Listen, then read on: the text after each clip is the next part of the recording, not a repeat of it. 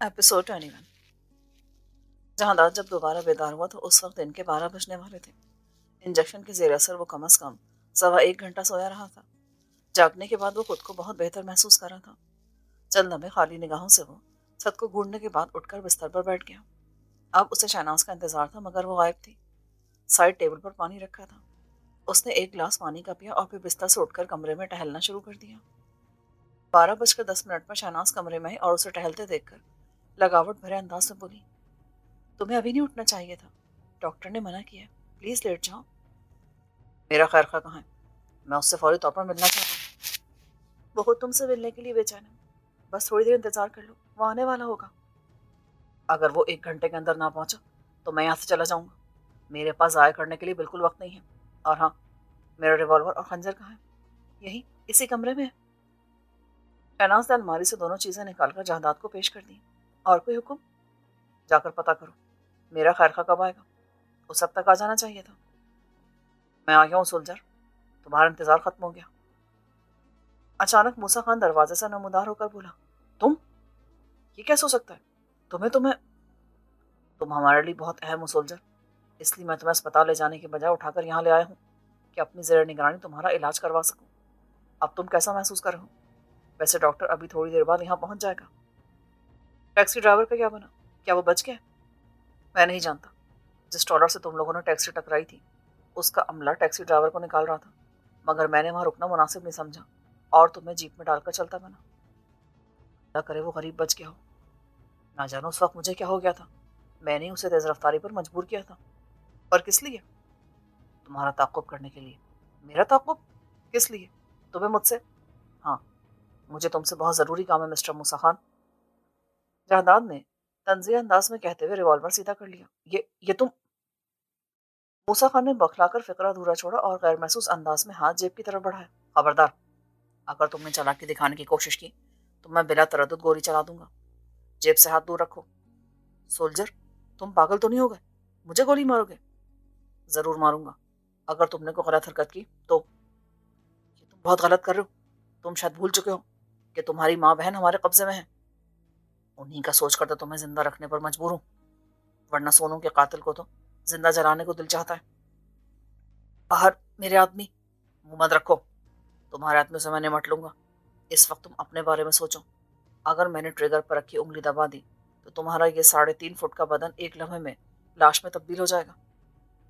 मेरी बात और से सुनो और जाकर अपने खान जी से भी कह देना, मैं उसके लिए अब कोई भी गैरकानूनी काम नहीं करूंगा।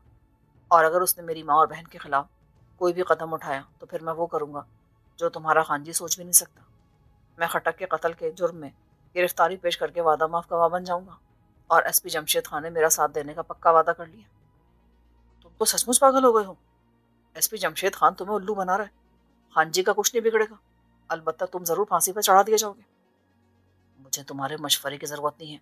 मैं अपना अच्छा बुरा खूब जानता हूँ। तुम पछताओगे। तुम्हें खान जी की पहुंच का अंदाजा ही नहीं है। तुम जिस एसपी की शय पर इतना इतरा रहे हो ना, वो खान जी के सामने एक चोटी जितनी हैसियत भी नहीं रखता। खान जी जब चाहेगा उसे मसल के रख देगा। मूसा खान, तुमने मेरी जान बचाकर मुझ पर अनजाने में जो एहसान किया है, उसी के सिले में मैं आज तुम्हें छोड़ रहा हूँ। दोबारा अगर तुम मेरे सामने आए तो जिंदा नहीं बचोगे। इतना कहकर जहादाद मूसा खान को निशाने पर रखते हुए शहनाज से बोला, मेरे साथ चलोगी या फिर इसी के साथ तुम्हें भी कमरे में बंद करता जाऊं? नहीं नहीं, मैं यहाँ नहीं रहना चाहती। मैं अपने घर जाऊंगी। ठीक है, चलो। जहादाद उसे बाहर निकलने का इशारा करते हुए दोबारा मूसा खान की तरफ मुतवज्जो हुआ। तुम्हें जरा तकलीफ उठाना पड़ेगी। मैं तुम्हें यहाँ बंद करके जा रहा हूँ। तुम्हारे साथी तुम्हें निकाल लेंगे। ठीक है सोल्जर, बाजी इस वक्त तुम्हारे हाथ में है। जो मर्जी आया करो, लेकिन अपनी अमानत लेते जाओ। अमानत? कैसी अमानत? तुम्हारे 50,000 रुपए, वो इसी कमरे में मौजूद है।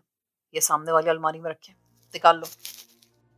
मैं लानत भेजता हूँ इसी दौलत पर। तुम खुद रख लो या फिर खान जी को दे दो। ना सोल्जर, मूसा खान पराई कमाई नहीं खाता। बेखौफ होकर अलमारी से रकम निकाल लो। मैं कोई भी गलत हरकत नहीं करूंगा। तुम जख्मी हो और मूसा खान ने आज तक किसी भी जख्मी दुश्मन पर वार नहीं किया। मैं इस खिलौने से नहीं डरता जो तुमने अपने हाथों में पकड़ रखा है।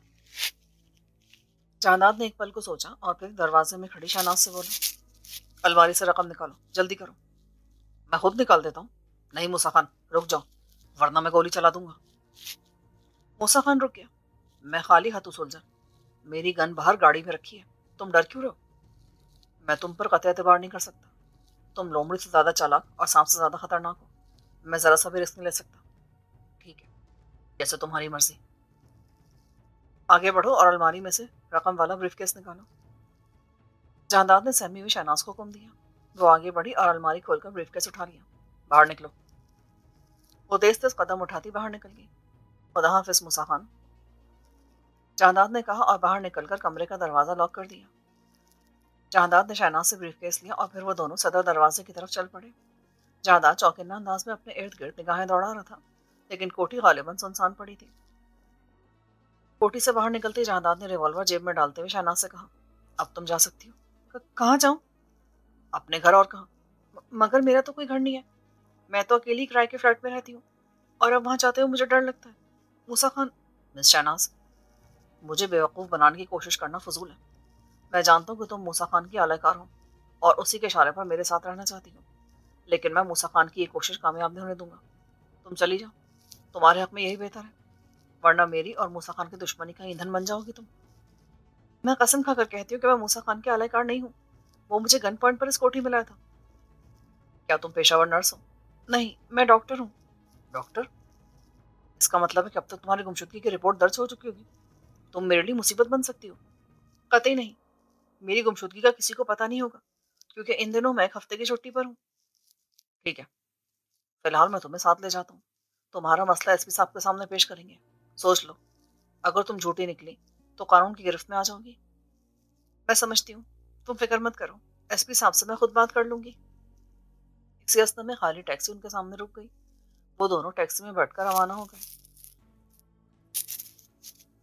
جمشید خان کو انسپکٹر چنگیز خان سے خاصی سنسنی خیز معلومات حاصل ہوئی تھی۔ انسپکٹر کے کہنے کے مطابق جہانداد نے گن پوائنٹ پر ٹیکسی ڈرائیور کو ایک جیپ کا تعاقب کرنے پر مجبور کر دیا تھا، مگر وہاں تک پہنچنے سے پہلے ان کا ایکسیڈنٹ ہو گیا تھا۔ انسپکٹر سے ساری تفصیل سننے کے بعد جمشید خان ایک بار پھر جہانداد کے متعلق شکوک و شبہات کا شکار ہو چکا تھا۔ کون ہو سکتا ہے وہ؟ اور جائیداد کیوں اس کا تعاقب کرنا چاہتا تھا؟ میں کیا کہہ سکتا ہوں سر؟ احمد علی بولا، آپ نے ہمیں اس سے دور رہنے کا حکم دیا تھا۔ اپنی نااہلی چھپانے کے لیے بہانے مت گھڑو، میں نے کوسوں دور نہیں کہا تھا رہنے کو، بلکہ نزدیک رہنے کی ہدایت کی تھی۔ سر، میں نے عرض کیا نا کہ اچانک ہی ٹیکسی کی رفتار بڑھ گئی تھی اور بدقسمتی سے ہمیں ایک سگنل پر رکنا پڑ گیا، ورنہ ہم ٹیکسی کو اپنی نگاہوں سے اوجھل نہیں ہونے دیتے۔ اب میں جہانداد کو کہاں ڈھونڈوں؟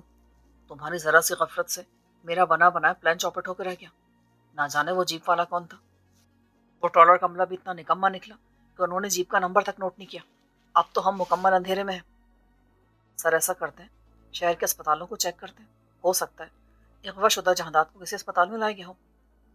احمقانہ باتیں مت کرو، اغوا کار اتنا بے وقوف نہیں ہو سکتا۔ اگر جہانداد کو اسپتال ہی لے جانا ہوتا تو پھر یہ قدم کس لیے اٹھایا جاتا؟ تو پھر سر آپ ہی بتائیں نا کیا کیا جائے۔ احمد علی کا سوال سن کر چند لمحے کے لیے جمشید سوچوں میں گم ہو گیا، پھر پرسوچ انداز میں سر ہلاتے ہوئے بولا، صرف ٹیکسی ڈرائیور ہی اغوا کار کی جیپ کو پہچان سکتا ہے، اور وہ فی الحال زیر علاج ہے، ورنہ اسے ساتھ رکھ کر شہر میں اس جیپ کو تلاش کیا جا سکتا تھا۔ سر، کیا ٹیکسی ڈرائیور بھی جیپ کے نمبر پلیٹ نہیں دیکھ سکا تھا؟ اس بیچارے کو جہانداد نے اتنا خوفزدہ کر دیا تھا کہ جیپ کی نمبر پلیٹ کی طرف اس کا دھیان ہی نہ جا سکا۔ بہرحال کوئی نہ کوئی لایا عمل۔ اسی دوران فون کی گھنٹی بجنے لگی۔ جمشید خان نے بات ادھوری چھوڑ کر ریسیور اٹھا لیا۔ ہلو جمشید، فوراً گھر پہنچو بیٹا، ایک خوشخبری تمہاری منتظر ہے۔ اس سے سلطانہ کی آواز آئی۔ کیسی خوشخبری؟ جہانداد گھر پہنچ چکا ہے؟ کیا؟ کب؟ کیسا ہے وہ؟ تم بس فوراً واپس پہنچنے کی کوشش کرو، میں تمہیں فون پر تفصیل نہیں بتا سکتی۔ ٹھیک ہے، میں آ رہا ہوں، خدا حافظ۔ احمد علی، میں گھر جا رہا ہوں، جہانداد گھر پہنچ چکا ہے۔ میرے لیے کیا حکم ہے سر؟ تم فارغ ہونے کے بعد پہنچ جانا۔ وہ تیز تیز قدم اٹھاتا باہر نکل گیا۔ ایک آدھے گھنٹے بعد وہ جہانداد کے سامنے بیٹھا اس کی سرگزشت سن رہا تھا۔ شہناز بھی وہیں موجود تھی۔ اپنی سرگزشت میں جہانداد نے شہناز کے متعلق بھی تفصیلاً بتا دیا تھا۔ موسیٰ خان اب جوابی کارروائی ضرور کرے گا۔ یہ بھی ممکن ہے کہ وہ مجھ سے بدلہ لینے کے لیے میری ماں اور بہن کے ساتھ نہیں، سردار فراست علی ایسا بھول کر بھی نہیں کر سکتا، اور رہا موسیٰ خان تو فراست علی کی مرضی کے خلاف وہ کوئی بھی قدم نہیں اٹھا سکتا، البتہ تم پر وار ضرور کر سکتا ہے، اس لیے تمہیں بے حد محتاط رہنے کی ضرورت ہے۔ مجھے اپنی جان کی کوئی پرواہ نہیں ہے، اور نہ ہی میں موسیٰ خان سے ڈرتا ہوں۔ میں چاہتا تو اسے کمرے میں بند کرنے کے بجائے زندگی کی قید سے بھی آزاد کر سکتا تھا، لیکن پھر میرا پیغام خان جی تک نہ پہنچ پاتا۔ بہرحال اس کی موت میرے ہاتھوں لکھی ہے، مجھے جب بھی موقع ملا میں اسے چھوڑوں گا نہیں۔ اب تمہیں قانون کو ہاتھ میں لینے کی کوئی ضرورت نہیں ہے، ورنہ میں تمہاری مدد کرنے سے دستبردار ہو جاؤں گا۔ وطن دشمنوں کو ٹھکانے لگانا جرم تو نہیں ہے، موسیٰ خان جیسے لوگوں کو زندہ رہنے کا کوئی حق نہیں۔ کون سا ایسا جرم ہے جو اس نے نہیں کیا ہوگا؟ قتل و غارت گری سے لے کر اسلحے کی اسمگلنگ، منشیات کا دھندا، اور ایسے لوگوں سے نمٹنے کے لیے قانون موجود ہے۔ تم کیوں آگ کے دریا میں چھلانگ لگانا چاہتے ہو؟ مجھ پر جو ظلم ڈھائے گئے ہیں انہیں برداشت کرنے کے لیے پتھر کا دل چاہیے۔ میری آنکھوں کے سامنے اسی موسیٰ خان نے میرے جگری دوست کو گولیوں سے چھلنی کر ڈالا تھا۔ 2 دن تک اس کی لاش بے گور و کفن ایک ویرانے میں پڑی رہی تھی۔ میری ماں اور بہن ان کے قبضے میں نہ ہوتی تو آج میں نے موسیٰ خان کو زندہ نہیں چھوڑنا تھا۔ آئی نو کہ تم پر بہت ظلم ڈھائے گئے ہیں، لیکن یہ باتیں کسی اور وقت کے لیے اٹھا کر رکھتے ہیں۔ اس وقت ہمیں ڈاکٹر شہناز کے بارے میں سوچنا چاہیے۔ میں آپ لوگوں پر بوجھ نہیں بنوں گی جناب، بس مجھے چند دنوں کے لیے پناہ چاہیے۔ دراصل میں تنہا رہتی ہوں، اس لیے ڈرتی ہوں کہ کہیں دوبارہ کوئی مصیبت نازل نہ ہو جائے۔ خواہ ڈر رہی ہوں، موسیٰ خان کو تمہارے پیچھے پڑنے کا کیا جواز ہے؟ پہلے تو اس نے تمہیں جہادات کا علاج کرنے کے لیے اغوا کیا تھا نا، اب وہ دوبارہ سے کیوں کرے گا؟ جمشید نے کہا، آپ کی بات بجا ہے، لیکن مجھے اپنے فلیٹ پر جاتے ہوئے ڈر لگتا ہے۔ اوکے، مجھے کوئی اعتراض نہیں، لیکن میں تمہارے متعلق معلومات ضرور حاصل کروں گا۔ اگر تم کسی بات میں جھوٹے نکلی تو میں تمہیں گرفتار کرنے پر مجبور ہو جاؤں گا۔ مجھے منظور ہے جناب، آپ جب چاہیں میری باتوں کی تصدیق کروا سکتے ہیں۔ اگر میں جھوٹی نکلوں تو جو جی چاہے مجھے سزا دیجیے گا۔ اس کے بعد جمشید خان کے لیے اعتراض کرنے کی کوئی گنجائش ہی نہ رہی تھی، چنانچہ اس نے شہناز کو بخوشی اپنے گھر میں رہنے کی اجازت دے دی۔ یوں جائیداد کے لیے بھی مفت میں ایک ڈاکٹر کا بندوبست ہو گیا تھا۔ لنچ کرنے کے بعد شہناز نے پہلی فرصت میں ہی جائیداد کی پٹیاں تبدیل کر دیں۔ اس دوران جمشید نے احمد علی کو بلوا کر شہناز کے متعلق معلومات حاصل کرنے کا کام سونپ دیا تھا۔ ادھر علاقہ غیر میں شمروز خان گزشتہ کئی روز سے انگاروں پر لوٹ رہا تھا۔ سکینہ اور خدیجہ نے اس کے ساتھ جو سلوک کیا تھا اس نے اس کے تن بدن میں آگ لگا رکھی تھی۔ اس آگ کو بجھانے کے لیے وہ دن رات منصوبے سوچتا رہتا تھا، لیکن باوجود کوشش کے کوئی موقع اس کے ہاتھ نہیں لگا تھا۔ اگرچہ دونوں پہرے دار بدستور اس کے ساتھ تھے اور انہوں نے ہر ممکن تعاون کا یقین دلا رکھا تھا، مگر شمروز خان کوئی بھی قدم اٹھانے سے ڈر رہا تھا۔ خان جی سے زیادہ اسے موسیٰ خان کی اچانک آمد کا خوف تھا۔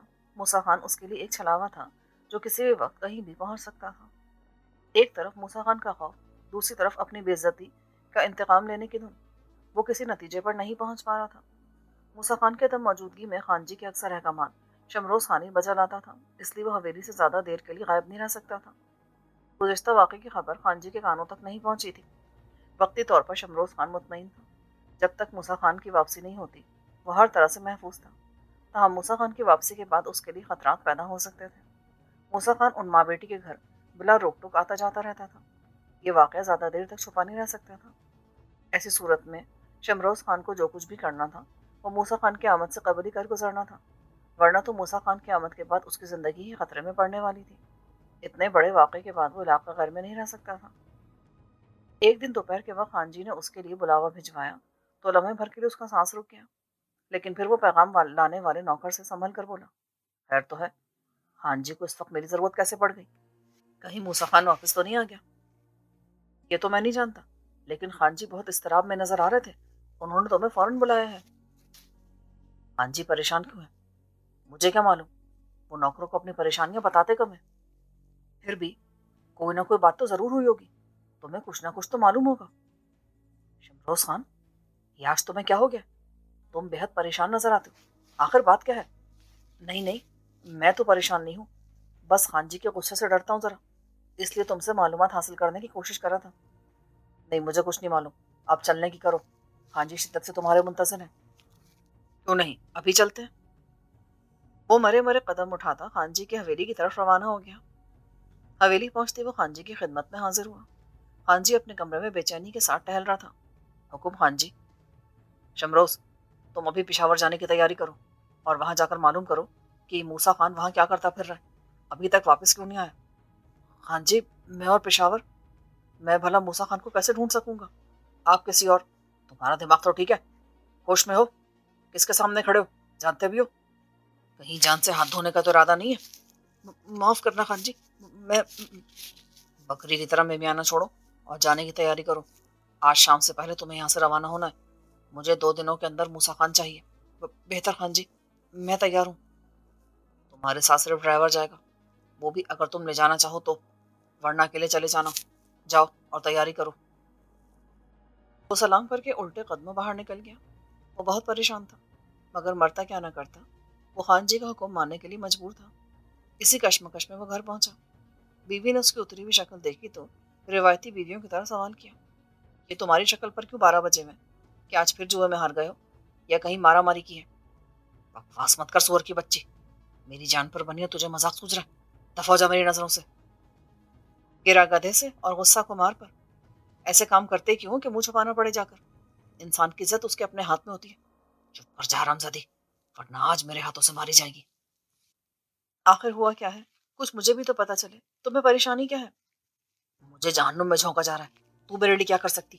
کیا مجھے بچا سکتی ہے؟ جب تک تم مجھے ٹھیک ٹھیک بات نہیں بتاؤ گے میں کیا کر سکتی ہوں؟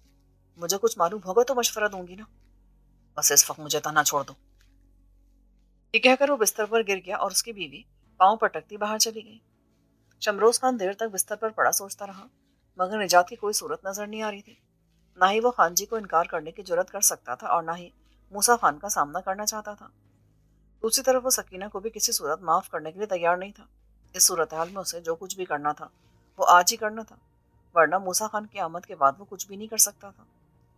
یوں ہی سوچتے سوچتے کسی خیال کے تحت اس کی آنکھیں چمکنے لگیں اور لبوں پر بے اختیار ایک زہریلی مسکراہٹ پھیلتی چلی گئی۔ وہ بلند آواز میں اپنی بیوی کو پکارنے لگا، زرتاج، ارے او زرتاج، کہاں ہو تم؟ اب کیا قیامت آ گئی؟ کیوں چلا رہے ہو؟ تم کچھ عرصے کے لیے میں کے چلی جاؤ۔ میں کہیں جا رہا ہوں۔ کہاں جا رہے ہو؟ یہ میں واپس آ کر بتاؤں گا، بس تم آج ہی چلی جاؤ، کہو تو میں چھوڑ دوں۔ میں خود چلی جاؤں گی، لیکن بتاؤ تو صحیح کہ… میں نے کہا نا کہ واپس آ کر بتاؤں گا، تم ضد کیوں کر رہی ہو؟ ٹھیک ہے، کب تک واپس آ جاؤ گے؟ کچھ کہہ نہیں سکتا، بہرحال فکر کرنے کی کوئی ضرورت نہیں ہے، جلدی لوٹنے کی کوشش کروں گا۔ مجھے لینے کے لیے آؤ گے یا خود ہی واپس آ جاؤں؟ نہیں، تمہیں واپس آنے کی کوئی ضرورت نہیں ہے، میں خود وہیں آ جاؤں گا۔ جانا کب ہے تمہیں؟ آج یا کل؟ آج جاؤں گا، شام سے پہلے۔ اب تم جاؤ اور جانے کی تیاری کرو۔ زرتاج اس بات میں سر ہلاتی باہر نکل گئی اور وہ دوبارہ بستر پر لیٹ کر اپنے منصوبے پر غور کرنے لگا۔ اگر اس کا یہ منصوبہ پایا تکمیل تک پہنچ جاتا تو پھر سانپ بھی مر جاتا اور لاٹھی بھی نہ ٹوٹتی۔ شام سے تھوڑی دیر پہلے وہ ایک بار پھر خان جی کے سامنے حاضر تھا۔ خان جی بڑی بےتابی کے ساتھ اپنے مخصوص کمرے میں ٹہل رہا تھا۔ غالباً موسیٰ خان کی غیر متوقع دیر نے اسے پریشان کر رکھا تھا۔ اسے اب تک واپس آ جانا چاہیے تھا، لیکن وہ بغیر اطلاع کے غائب تھا۔ ایسی صورتحال میں خان جی کی پریشانی وجہ تھی۔ موسیٰ خان اس کا دست راست تھا، اس کی بنائی گئی لنکا کا راون تھا۔ اگر وہ نہ رہتا تو اس کی لنکا بھی سلامت نہیں رہ سکتی تھی۔ جائیداد اب کوہرام بن کے اس کی لنکا کے در پہ تھا۔ تیاری مکمل ہے نا؟ جی خان جی، میں تیاری مکمل کر کے آیا ہوں۔ کیا ڈرائیور کی ضرورت پڑے گی؟ نہیں خان جی، میں گاڑی چلا سکتا ہوں۔ ٹھیک ہے، تم گیراج میں جا کر انتظار کرو، باقی ہدایات تمہیں تھوڑی دیر کے بعد مل جائیں گی۔ بہت بہتر خان جی۔ وہ سلام کرتا ہوا باہر نکل گیا۔ تقریباً 15 منٹ کے بعد وہ ایک جیپ ڈرائیو کرتا حویلی کے صدر دروازے سے باہر نکل رہا تھا۔ خان جی نے اسے موسیٰ خان کے نام ایک خط بھی دے دیا تھا اور زیادہ راہ کے لیے اچھی خاصی رقم بھی دی تھی۔ وہ مین گیٹ سے نکل کر کھلی سڑک پر پہنچ گیا۔ اس وقت تک سورج مغربی پہاڑیوں کے عقب میں غروب ہو چکا تھا، مگر اندھیرا نہیں پھیلا تھا۔ اپنے منصوبے پر عمل کرنے کے لیے اسے اندھیرا ہونے کا انتظار کرنا تھا۔ تقریباً 2 کلومیٹر آگے جا کر اس نے جیپ کو کچے میں اتارا اور احتیاط سے چلاتا ہوا جھاڑیوں کے ایک جھنڈ کے عقب میں پہنچ گیا۔ پکی سڑک سے اب جیپ نظر نہیں آ سکتی تھی۔ انجن بند کر کے وہ نیچے اترا اور پیدل ہی واپس گاؤں کی طرف روانہ ہو گیا۔ اگرچہ رات کا اندھیرا پھیل چکا تھا، مگر وہ احتیاطاً سڑک چھوڑ کر چل رہا تھا۔ شاید موسیٰ خان کے عدم موجودگی میں بھی وہ اس سے خائف تھا، تاہم موسیٰ خان سے خائف ہونے کے باوجود وہ اپنا انتقام لینے کے لیے دستبردار نہیں ہونا چاہتا تھا۔ رات کے تقریباً 8 بجے لوگوں کی نظروں سے بچتے بچاتے وہ دونوں پہرے داروں کے پاس پہنچ گیا۔ چند لمحوں کے لیے تو پہرے دار اسے دیکھ کر ہکا بکا رہ گئے، مگر پھر نوٹوں کی جھلک دیکھ کر ان کی حیرت خوشی میں بدل گئی۔ آج میرا کام ہوگا نا تو اتنے ہی نوٹ اور دوں گا، بس تم لوگ زبان بند رکھنے کا وعدہ کرو، مالا مال کر دوں گا تمہیں۔ ٹھیک ہے، ہم تمہارا ساتھ دینے کے لیے تیار ہیں، لیکن دیکھو ہمارا نام نہیں آنا چاہیے، ورنہ تم بھی پھنس جاؤ گے۔ فکر مت کرو، میں ایک ایسا منصوبہ بنا کر آیا ہوں کہ ہم میں سے کسی کا بھی نام اس معاملے میں نہیں آئے گا۔ خان جی اور موسیٰ خان لاکھ سر پٹکتے رہے، وہ میرا سراغ نہیں لگا سکتے اور نہ ہی تم دونوں کو کوئی الزام دے سکتے۔ کیسا منصوبہ؟ کچھ ہمیں بھی تو پتہ چلے۔ منصوبہ یہ ہے کہ میں رات کے 10 بجے کے بعد اندر داخل ہو جاؤں گا اور پھر اسلحے کی نوک پر اپنا مطلب حاصل کرنے کے بعد ان دونوں ماں بیٹی کو گولی مار دوں گا لیکن اس طرح تو ہم پھنس جائیں گے۔ ہاں جی، ہم دونوں کو زندہ زمین میں گاڑ دیں گے۔ ارے احمق آدمی، پہلے میری پوری بات تو سن لے۔ ان دونوں کو گولی مارنے کے بعد میں تم دونوں کو باندھ کر تمہاری کوٹری میں ڈال دوں گا۔ صبح تمہیں خان جی کے آدمی آ کر رہا کریں گے، تب تم یہ سارا الزام نامعلوم حملہ کو سر ڈال دینا۔ اس طرح نہ صرف تم دونوں محفوظ رہو گے بلکہ میں بھی صاف بچ جاؤں گا، کیونکہ خان جی اپنی طرف سے مجھے آج شام کو پشاور روانہ کر چکا ہے۔ میری جیپ یہاں سے 2 کلومیٹر دور ایک محفوظ جگہ پر پوشیدہ کھڑی ہے۔ کام ہو جانے کے بعد میں سیدھا پشاور کی طرف نکل جاؤں گا۔ اگر گاؤں سے نکلتے ہوئے کسی نے دیکھ لیا تو پھر کیا ہوگا؟ کہیں ہم دونوں کو مروا مت دینا۔ میں نے کہا نا کہ تم دونوں پر کوئی آنچ نہیں آئے گی، پھر تم فکر مند کیوں ہوتے ہو؟ روز خان، اگر بات ہم پر آئی نا تو شاید ہم زبان کھولنے پہ مجبور ہو جائیں۔ وہ یار کیوں آئے گی؟ تم پر الزام کیسے آ سکتا ہے؟ کیا تم لوگ غیب کا علم جانتے ہو؟ ہمیں موسیٰ خان اور خان جی کے قہر سے ڈر لگتا ہے۔ تم تو نکل جاؤ گے پشاور اور خان جی کا سامنا ہمیں کرنا پڑے گا۔ اس کے ساتھ وہ موسیٰ خان بھی ہوگا جس کی آنکھیں انسانی دماغ کو ایکس رے مشین کی طرح لمحوں میں پڑھ لیتی ہیں۔ اگر تم لوگ اسی طرح ڈرتے رہے تو پھر تو ہو چکا کام۔ مجھے یہ سمجھ نہیں آتا کہ تم لوگ موسیٰ خان سے اس قدر خوفزدہ کیوں رہتے ہو؟ وہ بھی تمہاری طرح کا انسان ہی ہے، کوئی آسمانی مخلوق تو نہیں ہے نا؟ اس کے بعد شمروز خان دیر گئے تک دونوں پہرے داروں کو سمجھاتا رہا اور انہیں توقع سے زیادہ انعام دینے کا لالچ دے کر قائل کرنے میں کامیاب ہو گیا۔ اب اسے رات کے 10 بجنے کا انتظار تھا۔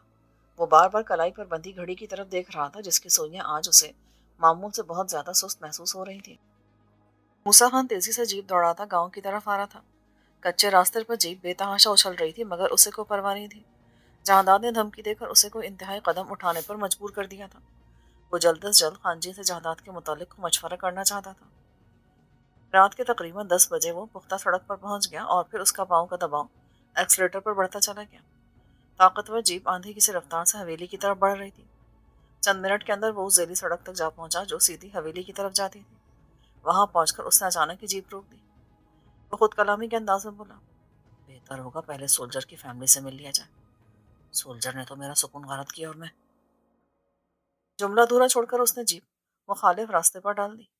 چھوٹا سا گاؤں تھا، وہاں سے اس گھر کا فاصلہ جہاں جائیداد کی ماں بہن رہائش پذیر تھی جیپ پر محض چند منٹ کا تھا۔ ٹھیک 10:10 پر وہ دونوں پہرے داروں کے سر پر پہنچ گیا جو بیرونی دروازے پر بڑے مستعدی کے ساتھ پہرا دے رہے تھے۔ موسیٰ خان کو اچانک اور بالکل غیر متوقع طور پر سامنے پا کر ان دونوں کے چہرے پر زلزلے کے آثار نمودار ہو کر رہ گئے اور رائفلوں پر ان کے ہاتھ کانپنے لگے۔ اگر رات کی تاریکی نہ ہوتی تو موسیٰ خان ان کی یہ حالت دیکھ کر چونک جاتا۔ تالا کھولو۔ جی ابھی کھولتا ہوں۔ پہرے دار اپنی جیب میں چابی ٹٹولنے لگا جو شاید اسے نہیں مل رہی تھی۔ کیا کر رہے ہو گدھے؟ جلدی کرو، میرا وقت بہت قیمتی۔ وہ جناب، چابی نہ جانے کہاں کھو گئی ہے۔ میں… یہ تم پر لرزہ کیوں طاری ہو گیا؟ بات کیا ہے؟ کیا وہ ماں بیٹی فرار ہو گئی ہے؟ نہیں جناب۔ مان گھر کے اندر سے ایک نسوانی چیخ کی آواز سنائی دی۔ دونوں پہرے دار بھاگ کر موسیٰ خان کے قدموں سے لپٹ گئے۔ ہم بے گناہ موسیٰ خان، وہ شمروز خان بڑا حرامی ہے۔ دونوں پہرے دار کانپتی آواز میں جلدی جلدی اس کو تفصیل بتانے لگے اور پھر گڑ گڑا کر اپنے لیے رحم کی بھیک مانگنے لگے۔ موسیٰ خان نے جھٹکے کے ساتھ کندھے سے گند اتاری اور دونوں پہرے داروں کو ٹھڈوں پر رکھتے ہوئے زہریلے انداز میں بولا، کمینوں کو معاف کر دینا شریفوں کے ساتھ ظلم ہے۔ موسیٰ خان بہت برا آدمی ہے لیکن عورت کی عزت کرنا جانتا ہے، چاہے وہ دشمن کی ماں بہن ہی کیوں نہ ہو۔ کھڑے ہو جاؤ۔ نہیں موسیٰ خان، تمہیں اللہ کا واسطہ ہم پہ رحم کرو، ہم بے قصور ہیں، گنہگار شمروز خان ہے، خدا کے لیے ہمیں… معافی مجھ سے نہیں، خدا سے مانگنا، مرنے کے لیے تیار ہو جاؤ۔ دونوں پہرے دار حواس باختہ ہو کر چلائے اور بالکل غیر متوقع طور پر اٹھ کے دوڑ پڑے، مگر موت سے بھلا کون بھاگ سکا ہے۔ چشم زدن میں موسیٰ خان کی گن نے ایک کے بعد دیگرے 2 شعلے اگلے اور دونوں پہرے دار چیختے ہوئے زمین بوس ہو گئے۔ ان دونوں کو تڑپتا چھوڑ کر وہ دروازے کی طرف متوجہ ہو گیا۔ پہرے داروں کی تلاشی لے کر چابی نکالنے کا وقت اس کے پاس بالکل نہیں تھا۔ اسی دوران اندر سے لگاتار نسوانی چیخوں کی آوازیں آنا شروع ہو گئی تھیں۔ موسیٰ خان نے بغیر وقت ضائع کے تالے پر فائر کیا اور تالا ٹوٹ کر کنڈی سے علیحدہ ہو گیا۔ اس نے لات مار کر دروازہ کھولا اور اندر داخل ہوا۔ بھاگ کر اس نے ذہن عبور کیا اور برآمدے میں پہنچ گیا۔ دائیں ہاتھ ایک کمرے کے نیم بعد دروازے سے روشنی جھلک رہی تھی اور دبی دبی رونے کی آوازیں آ رہی تھیں۔ موسیٰ خان نے آگے بڑھ کر لات مار کے دروازہ کھولا اور اندر داخل ہو گیا۔ جو منظر اس کی نگاہوں نے دیکھا وہ اس کے تن من میں آگ لگانے کے لیے کافی تھا۔ شمروز خان نے ایک بستر پر کسی آکٹوپس کی طرح سکینہ کو جکڑ رکھا تھا اور وہ روتے ہوئے خود کو چھڑانے کی ناکام کوشش کر رہی تھی۔ غالباً شمروز خان اسے برہنہ کرنے کی کوشش کر رہا تھا۔ اس شیطانی کوشش میں وہ اس قدر مشغول تھا کہ نہ ہی اس کے کانوں تک فائرنگ کی آواز پہنچ پائی اور نہ ہی اسے کمرے کا دروازہ کھلنے کی آواز آئی۔ موسیٰ خان کی آنکھوں سے چنگاریاں پھوٹ پڑیں۔ اس نے گن کو بیرل کی طرف سے پکڑا اور بجلی کی سی تیزی سے آگے بڑھ کر پوری قوت سے شمروز خان کی پشت پہ وار کر دیا۔ وار اس قدر شدید تھا کہ شمروز خان چیختا ہوا بستر سے نیچے فرش پر لڑک گیا۔ اس کے بعد موسیٰ خان نے جنونی انداز میں اس پر گن لاٹھی کی طرح برسانا شروع کر دی۔ پورا کمرہ شمروز خان کی کرپناک چیخوں سے گونج اٹھا اور وہ کمرے کے ننگے فرش پر جل بن مچھلی کی طرح تڑپ رہا تھا۔ کی اولاد، کیا تو موسیٰ خان کو بھول گیا تھا؟ میں تیری ایک ایک بوٹی چیل کووں کو کھلا دوں گا۔ بول، تو نے ایسا کیوں کیا؟ اب میں دشمن کے سامنے کون سا منہ لے کر جاؤں گا؟ گن لگاتار برس رہی تھی۔ شمروز خان کی کئی ایک ہڈیاں ٹوٹ چکی تھی۔ چہرے پر ناک کا صرف نشان رہ گیا تھا۔ دانت فرش پر بکھرے پڑے تھے۔ دونوں بازوؤں کی ہڈیاں 2-3 جگہوں سے ٹوٹ چکی تھی اور اس کا پورا جسم لہو لہان تھا۔ جلدی وہ بے حس و حرکت ہو گیا، مگر موسیٰ خان کا جنون کم نہ ہوا۔ اس نے گھٹنوں کے بل بیٹھ کر جیب سے ایک تیز دھار چاقو نکالا اور اسے کھول کر شمروز خان کا کان کاٹ ڈالا۔ اس کے جسم میں معمولی سی حرکت پیدا ہوئی، لیکن وہ چیخ نہ سکا۔ نہیں، اس طرح تو اسے تکلیف کا بالکل احساس نہیں ہوگا۔ اس کا ہوش میں آنا ضروری ہے۔ یہ کہہ کر وہ اٹھ کھڑا ہوا اور سکینہ کی طرف متوجہ ہوا جو کمرے کے کونے میں دبکی سسکیاں لے رہی تھی۔ اس نے بدن پر بستر کی چادر لپیٹ رکھی تھی۔ موسیٰ خان چند لمحے اسے تحرم آمیز نگاہوں سے دیکھتا رہا، پھر نادم انداز میں بولا، مجھے بہت شرمندہ ہوں۔ کاش میں نے تم لوگوں کو حویلی میں ہی رکھا ہوتا تو آج یہ نوبت نہ آتی۔ اس میں تمہارا کیا قصور ہے؟ میرے نصیب میں شاید بے عزت ہونا لکھ دیا گیا، مگر پھر بھی میں اللہ تعالیٰ کی مشکور ہوں کہ مکمل لٹنے سے بچ گئی۔ تمہیں اگر ذرا بھی دیر اور ہو جاتی تو شاید… وہ جملہ ادھورا چھوڑ کر پھوٹ پھوٹ کر رو دی۔ سکینہ، وہ تسلی آمیز انداز میں بولا، میں تمہارے بھائی کا دشمن ہوں، لیکن باخدا تم ماں بیٹی کا دل سے احترام کرتا ہوں۔ جاؤ دوسرے کمرے میں جا کر لباس تبدیل کر لو۔ تمہاری ماں کدھر ہے؟ وہ تو خیریت سے ہے نا؟ اس کتے نے اسے باندھ کر دوسرے کمرے میں بند کر دیا تھا، میں دیکھتی ہوں اسے۔ وہ کمرے سے باہر نکل گئی اور موسیٰ خان ایک بار پھر فرش پر بے ہوش پڑے شمروز کی طرف متوجہ ہو گیا۔ اسے ہوش میں لانے کے لیے اس نے پانی سے کام لیا۔ سرد موسم میں موسیٰ خان نے جب اس پر ٹھنڈے پانی کا جگ انڈیلا تو وہ کراہتے ہوئے ہوش میں آ گیا۔ ابھی تک اس کی دونوں ٹانگیں سلامت تھیں۔ موسیٰ خان نے اس کے بازوؤں میں ہاتھ ڈالتے ہوئے اسے کھڑا کر دیا۔ شمروز خان کے دونوں بازو بے جان انداز میں جھول رہے تھے۔ اس کا چہرہ اس کے اپنے خون سے رنگین تھا، ٹانگیں کانپ رہی تھیں اور وہ بمشکل کھڑا تھا۔ شمروز خان، میں جانتا ہوں کہ تم اس وقت موت کی تمنا کر رہے ہو، مگر ابھی نہیں۔ اس جرم کی جو سزا یہاں رائج ہے تمہیں وہی ملے گی۔ نہیں نہیں، تمہیں اللہ کا واسطہ مجھے گولی مار دو، مجھ پہ احسان کر دو، خدا کے لیے موسیٰ خان۔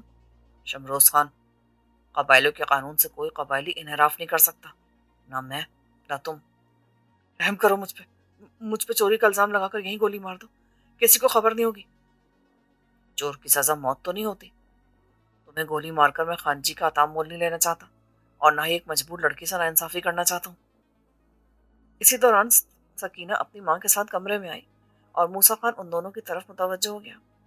خدیجہ لمحے بھر کے لیے موسیٰ خان کی طرف عجیب نگاہوں سے دیکھتی رہی، پھر منت آمیز انداز میں بولی، میں تمہاری مشکور ہوں بیٹے۔ اگر آج تم نہ آتے تو میری بیٹی جیتے جی مر جاتی۔ میں عمر بھر تمہاری احسان مند رہوں گی۔ بس ہم پر ایک احسان اور کر دو، ہمیں رہا کر دو، ہم اپنے گاؤں چلے جائیں گے۔ وہاں کیا تم لوگ محفوظ رہ سکو گے؟ وہاں بھی تو ملک مراد اور نادر خان جیسے درندے بستے ہیں، اس لیے بہتر ہے یہیں رہو، جہاں داد نے یہیں واپس آنا ہے۔ ہمیں ڈر لگتا ہے یہاں شمروز خان جیسے لوگ… نہیں اماں، فکر مت کرو، میں ایسے لوگوں سے نمٹنا خوب جانتی ہوں، سکینہ نے قطع کلامی کرتے ہوئے کہا۔ پھر اس نے بالکل غیر متوقع طور پر موسیٰ خان کے ہاتھ سے گن جھپٹ لی اور شمروز خان کا نشانہ لینا چاہا تو موسیٰ خان بیچ میں آ گیا۔ سکینہ، پاگل مت بنو، گولی اس کے لیے بہت آسان بات ہوگی، ورنہ میں سے اب تک گولی مار چکا ہوتا۔ اسے جو سزا ملے گی اس کا تم تصور بھی نہیں کر سکتی۔ گن مجھے دے دو۔ نہیں، میں اسے اپنے ہاتھوں سے جہنم رسید کروں گی۔ ताकि इसे आसानी से छुटकारा मिल जाए। बेवकूफ़ लड़की, इसकी मौत बहुत दर्दनाक होगी। क्यों उसे आसान मौत देना चाहती हो? ये तो खुद भी यही चाहता है कि इसे गोली मार दी जाए ताकि ये एक भयानक मौत से बच सके। हाँ बेटी, ये ठीक कहता है। बंदूक इसे वापस कर दो। क्यों अपने हाथ इस बेगैरत के खून से रंगना चाहती हो? माँ और मूसा खान के समझाने पर आखिरकार सकीना ने गन वापस कर दी। इसके बाद मूसा खान ने दोनों माँ बेटी को साथ लिया और शमरोज खान को कंधे पर डालकर वापसी के लिए रवाना हो गया। बाहर निकलकर उसने शमरोज खान को जीप की अगली सीट पर फेंका और दोनों से कहा, तुम दोनों अगली सीट पर बैठ जाओ, हम चलते हैं। दोनों अगली सीट पर बैठ चुकी तो मूसा खान ने बारी बारी दोनों पहरेदारों की लाशें उठाकर जीप के पिछली तरफ सीटों के दरमियान रख दी। दोनों माँ बेटी हैरत से लाशों को देख रही थी। शमरोज खान के दोनों पांव मूसा खान ने सीट के साथ एक रस्सी से बांध दिए थे। ये उन पहरेदारों की लाशें हैं जिन्होंने शमरोज खान का साथ दिया था। ये दोनों उस जुर्म में बराबर के शरीक हैं। तुम हमें कहाँ लेके जा रहे हो? हमारा तो सब कुछ घर में ही रह गया और तारे तक नहीं लगाए हमने। फिक्र करने की जरूरत नहीं है, मैं तुम्हें अपने घर लेके जा रहा हूँ। मेरी माँ बहुत अच्छी है, वो तुम दोनों का ख्याल रखेगी। मुझे उम्मीद है कि वहां से तुम फरार होने की कोशिश नहीं करोगी। अरे हम यहाँ से फरार होकर कहाँ जाएंगे बेटा? हमें तो अपने गांव का रास्ता तक नहीं मालूम। अम्मा, तुम्हारा गांव यहाँ से सैकड़ों मील दूर है, वहां तक पहुंचना तुम्हारे लिए नामुमकिन है। पर कैफ, मेरे घर में तुम्हें कोई तकलीफ नहीं होगी। वहां कोई लोफर लफंगा दाखिल होने की जरूरत नहीं कर सकता। समझ में नहीं आता कि तुम्हारा शुक्रिया अदा करूं कि अपनी किस्मत पर मातम करूं। सकीना अजीब अंदाज में बोली, एक तरफ तुम हमारा मुहाफिज बनने का दावा कर रहे हो और दूसरी तरफ जहानात भाई से तुम्हारी दुश्मनी है।